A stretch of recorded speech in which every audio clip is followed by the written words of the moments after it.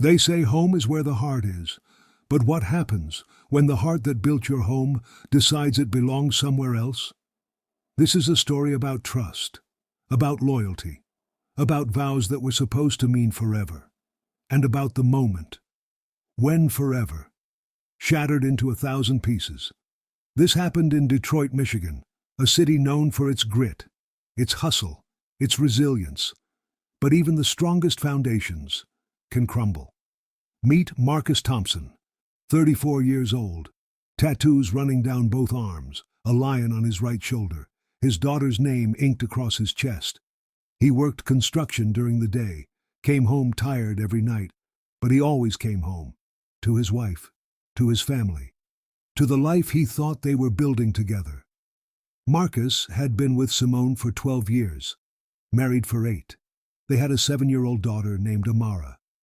Beautiful little girl with her mama's eyes and her daddy's smile.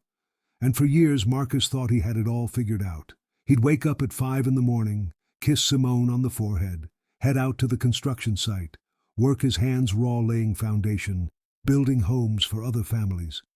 And he'd come back to his own home every single night, exhausted, covered in dust, but satisfied, because he was providing. He was being the man he promised to be. But Simone had been changing, slowly at first. So slowly Marcus didn't even notice. She started dressing differently. Nothing dramatic, just different. New perfume, new hairstyles, new energy. Marcus thought it was a good thing. "Baby, you look beautiful," he'd tell her, and she'd smile. But the smile never quite reached her eyes anymore. She started staying out later. "Girls' nights," she said. Her friend Keisha was going through a divorce and needed support. Marcus believed her. Why wouldn't he? This was his wife, the mother of his child, the woman who'd stood beside him when he had nothing. But then came the phone calls, late at night, when she thought he was asleep, whispered conversations in the bathroom, the kitchen, sometimes even in the car in the driveway. And when Marcus would ask who she was talking to, she'd say it was Keisha, always Keisha. Marcus tried to push the thoughts away, tried to ignore the feeling growing in his chest, that heavy sinking feeling that something was wrong, but men know, deep down, men know. It was a Tuesday night in March when everything fell apart. Marcus had come home early. The site shut down because of heavy rain. He walked through the front door around 3 in the afternoon. The house was quiet. Too quiet. Amara was at school. Wouldn't be back until 4:30. "Simone!" he called out. No answer. He walked through the living room, nothing, the kitchen, empty, and then he heard it. Laughter coming from upstairs, from their bedroom. His heart started pounding. His hands started shaking. He took the stairs slowly, one step at a time. Each step felt like a mile. The bedroom door was cracked open, and through that crack, Marcus saw his entire world collapse. Simone was there, but she wasn't alone. There was a man, in their bed, in the bed Marcus paid for, the bed where his daughter was conceived. The man had tattoos too, a sleeve on his left arm, a cross on his neck, and he was holding Simone the way Marcus used to hold her, the way Marcus thought only he held her. Marcus didn't move. He just stood there, frozen, watching his wife, with another man. And then Simone turned. Their eyes met, and in that moment, Marcus saw something he'd never seen before. Not guilt, not shame, not even surprise, just emptiness. "Marcus," she whispered. But he was already walking away, down the stairs, out the door, into his truck. He didn't know where he was going. He just drove. Through the streets of Detroit, past the construction sites where he'd worked, past the church where they got married, past the hospital where Amara was born. And he cried, this grown man, this 6'2", 220-pound man covered in tattoos and calluses. He cried like a child, because his home was broken, and he didn't know how to fix it. Hours later, Marcus pulled into his brother's driveway. His brother Darnell opened the door, took one look at Marcus's face, and knew. She cheated, Marcus said, his voice barely above a whisper.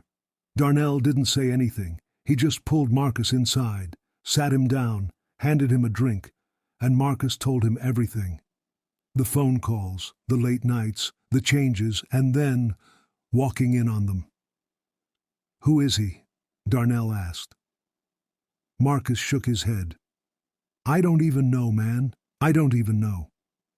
But he was about to find out, because when Marcus finally went back home that night, Simone was waiting. She was sitting on the couch, mascara running down her face, eyes red from crying. "We need to talk," she said. Marcus stood in the doorway, arms crossed, jaw clenched. "Talk," he said coldly. Simone took a deep breath. "His name is Jamal. I met him at the gym 6 months ago." 6 months. She'd been lying to him for 6 months. "Does Amara know?" Marcus asked. "No, God no. I would never—" "You would never what?" Marcus's voice rose. "You would never destroy our family, because that's exactly what you did, Simone." She started crying harder. "I'm sorry. I'm so sorry. It just happened. I didn't mean for it to—" "Don't give me that," Marcus interrupted. "It didn't just happen. You made a choice. Every phone call, every lie, every time you let that man touch you, you made a choice." Simone buried her face in her hands. "Do you love him?" Marcus asked. The silence was deafening, and then she nodded. "Yeah," she whispered. "I think I do." Those words hit Marcus like a sledgehammer. His wife, the woman he'd given everything to, the woman he'd built a life with. She loved someone else. "I want a divorce," Marcus said. Simone looked up. "Marcus, please, can we just—" "A divorce, Simone. You can have the house. I'll find somewhere else. But I'm getting custody of Amara." "You can't take my daughter from me." "Our daughter," Marcus corrected. "And I'm not taking her from you. But she's not growing up watching her mother disrespect her father. She's not growing up thinking this is what love looks like." The next few months were hell. Lawyers, court dates, custody battles. Marcus moved into a small apartment in Dearborn, 2 bedrooms, one for him, one for Amara. It wasn't much, but it was honest. And every other week, when Amara stayed with him, Marcus made sure she knew she was loved. He'd take her to Belle Isle, to the Detroit Zoo, to the Motown Museum. He'd braid her hair even though he wasn't good at it.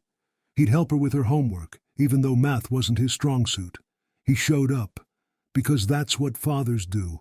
But the pain never really went away. Some nights, Marcus would lie awake in his empty apartment and wonder where he went wrong.